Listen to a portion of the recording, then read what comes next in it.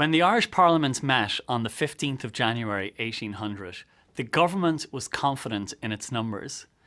And that kind of meant that no matter how many great speeches were delivered by the opposition against the union, it didn't really matter. Because all you needed to do then was call a vote. And even though the best speeches might have been delivered by the opposition, you were still going to have the majority of the people behind you. And so that kind of undermined the anti-unionists as the debates went on in 1800. And so they began thinking of other strategies. How would they counteract all of these strategies that the government had?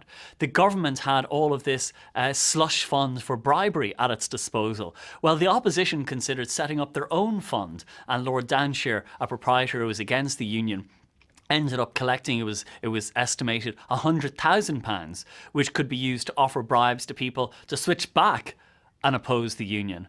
They also considered calling on the yeomanry to protect the Parliament by force, but the military was strongly behind the government on this.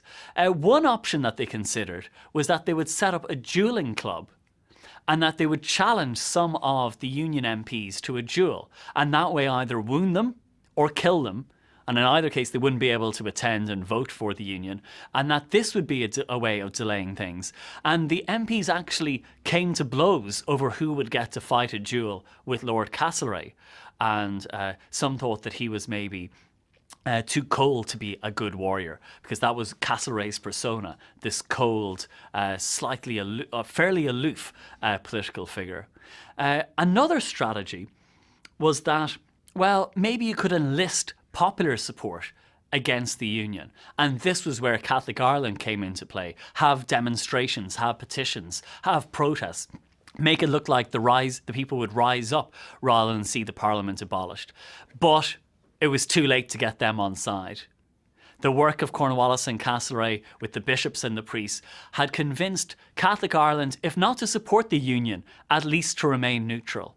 To say, well, the Irish Parliament hasn't done anything really for us.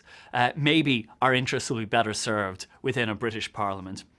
And so the anti-union side had nothing really to fall back on except their own oratory. And you see some fantastic oratory in the Irish House of Commons between January and June 1800. In that debate on the 15th of January, you see John Egan. His nickname was Bully Egan. He was this large, very large figure. He had a job from the government. He was in charge of Kilmainham Jail, and it was the only income he had. And he had been threatened with the loss of that unless he supported the union. And you could see him in the chamber wrestling with his conscience, and he wasn't sure what to do. And finally he stood up and he spoke, and he had denounced the union and attacked it. And he said, Ireland forever. And damn Kilmainham. And so he lost his job at Kilmainham, but went down as a great Irish patriot who was prepared to oppose the union. After midnight, on the night of the 15th of January, and many of these union debates went on beyond midnight into the early hours of the morning, well, witnessed the dramatic return of Henry Grattan. And he was wearing his red military uniform, the volunteer uniform. He appeared to be unwell. He had to have someone on either side of him help him down to the front.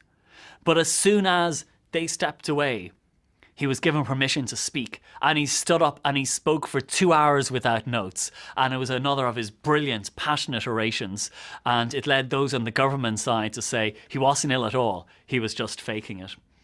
But as soon as they had a vote, though, on the reading of the Home Rule Bill, the vote was with the government. There was a majority in favour of the union, and that was the key thing. And the return of Grattan caused problems for some of those on the other side, those on the anti-union side, but those who didn't like Grattan because they didn't like being associated with him.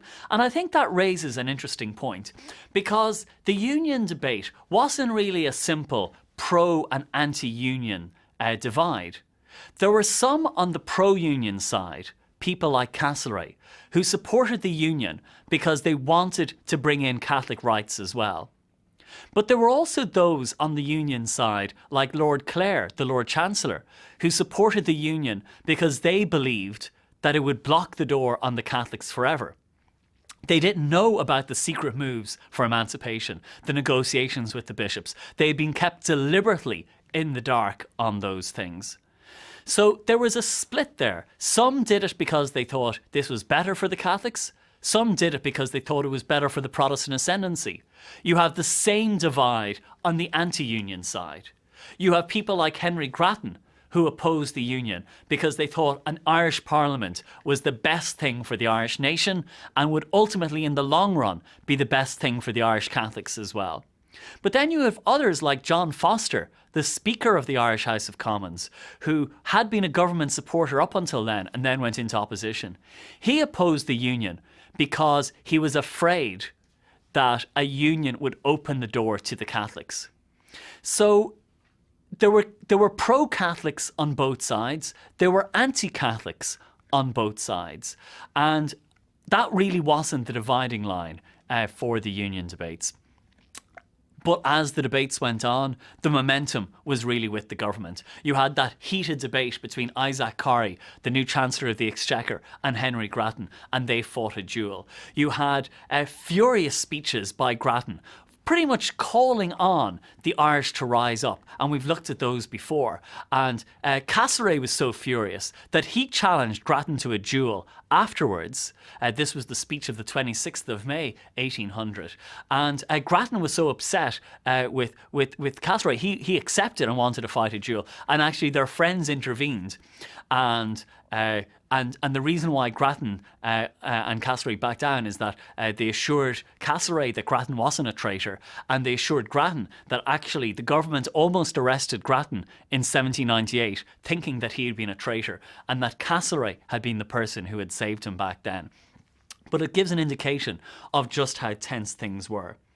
Now, because Catholic Ireland was staying out of the debate, Daniel O'Connell, just 25 years old, decided that this could not be allowed to go unchallenged. And he organised a public meeting in January 1800 where he delivered his maiden speech. He called it the textbook of his political career, that you could learn everything you needed to know about his political beliefs by reading this speech. And in this speech he said, Catholic Ireland is against the union. We would prefer to see the return of all of the penal laws, all of the restrictions against us, rather than see our parliament go. Now, O'Connell wasn't speaking for the Catholic majority. There was no way he could know what they were thinking. But he was using the rhetoric to try and rally support in favour of maintaining the Irish Parliament. And that was the speech that helped bring him to prominence. And there was so much unrest in the country that troops had to be stationed outside of the Parliament building because they were afraid that there might be riots. They were afraid that people might try and storm the buildings. At one point, Castlereagh had to ask that the meetings, threaten that the meetings of the Parliament would be moved to Cork if things didn't calm down. And I have a story that gives an example of just how tense things got. There was a debate on the 11th of March, and when Edward Cook was taking the chair in the House of Commons, someone shouted out, and now the greatest assassin of his country takes the chair. And there was panic. Because earlier in the day, one of the MPs, Charles Ball, had been joking in the bar saying, you know, I've heard there's a few assassination attempts being planned. I heard some troublemakers are going to bring in some homemade bombs and throw them from the gallery. So people had laughed. They thought he wasn't being serious. He wasn't. But that was at the back of their mind. And when they heard someone shout, and now the greatest assassin of his country takes the chair, there was panic. And in the gallery, there was an uproar, and the man stood up in the gallery, and women who were watching the gallery, their hats fell over and they fell off the gallery and started floating down. And the MPs began to run out of the chamber, thinking that these were explosives being thrown down on them. And the man who had stood up was a lawyer called Thomas Sinclair. Now, actually, he didn't have bombs with him. He was just drunk. He was a lawyer who had got drunk and had gone to the gallery to shout abuse. And he was wrestled to the ground by security and brought down to the front of the Commons, where the MPs, their confidence restored, began taking turns to kick him. And he was taken away and put in jail for 2 months. But the panic that one shout had caused, and the hats falling off the gallery, that had terrified the MPs into thinking that they were all about to be assassinated. So tensions were rising high. People were very anxious because this was one of the most heated debates that had happened in the Irish Parliament in its history. There were some moments of levity. Sir Boyle Roche was an MP who was famous for messing up his words, mixing up his sentences. He had once famously asked, why should we do anything for posterity? For what has posterity ever done for us? He talked in the union debates about how, well, Britain is our sister and this union is like a marriage, and what's wrong with marrying your own sister? And people burst out laughing, and he couldn't understand why they were all laughing. But these were some of the light moments. Probably the strangest incident occurred in June 1800, just before the third reading of the bill when the Union passed, when a man called Francis Dobbs, who had been in the Volunteers in 1782 and then became an MP, a very eccentric religious man, he stood up and delivered a speech in which he said that the Union could not pass because if it did, it would bring about the end of the world. And he quoted from scripture. He looked back to the Bible when they talked about Armageddon. And he said, we have a county in Ireland called Armagh. That forms the first part of Armageddon. Therefore, that is the Bible suggesting that the Armageddon will begin in Ireland. He talked about Daniel, and Daniel's instrument in the Bible was the harp. And the symbol of Ireland was the harp. So that was another sign that the end of the world would begin in Ireland.